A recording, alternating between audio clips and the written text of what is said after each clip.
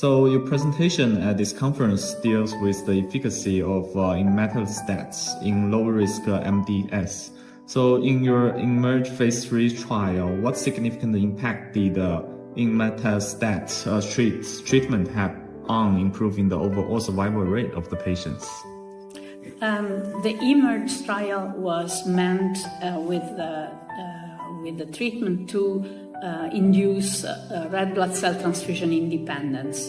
The evaluation of overall survival was only a secondary objective. So the primary objective was met, meaning that 40% of the patients achieved a stable transfusion independence longer than 8 weeks, and a quarter of them longer than 6 months, and 18% longer than 1 year. When we evaluated the impact of this very long transfusion independence on overall survival, in fact, there was no significant effect in prolongation of overall survival. As far as we know now, the follow-up may be still too short.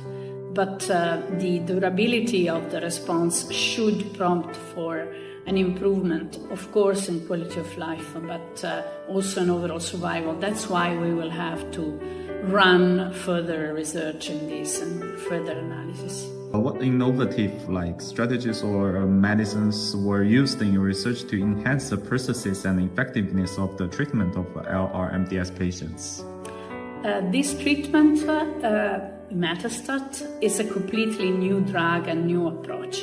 We are not sure that the mechanism of action is the telomerase inhibition, but in fact, this drug has this activity.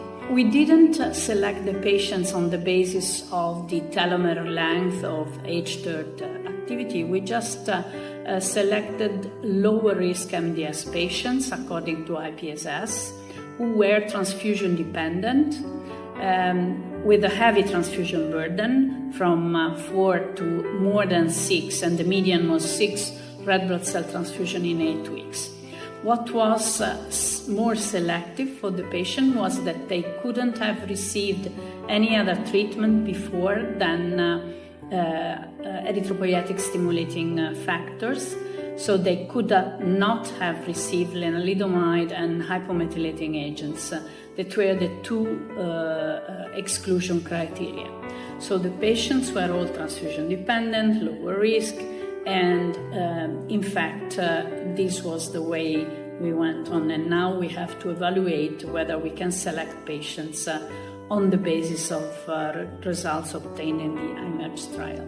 And how do you assess the clinical benefit of the drugs you used to the treatment, and particularly in achieving the durable red blood cell transfusion independence? To evaluate the activity and efficacy of Imetelstat, we evaluated the length of transfusion independence according to IWG criteria 2000, but we also applied the most recent criteria as well, meaning that the patients had to have a transfusion independence longer than 8 weeks continuously without interruption, and then also 6 months transfusion independence in a continuous way, and more than 1 year transfusion independence. So achieving more than 1 year transfusion independence was a great goal and a great objective reached, because this really changes the life of our patients.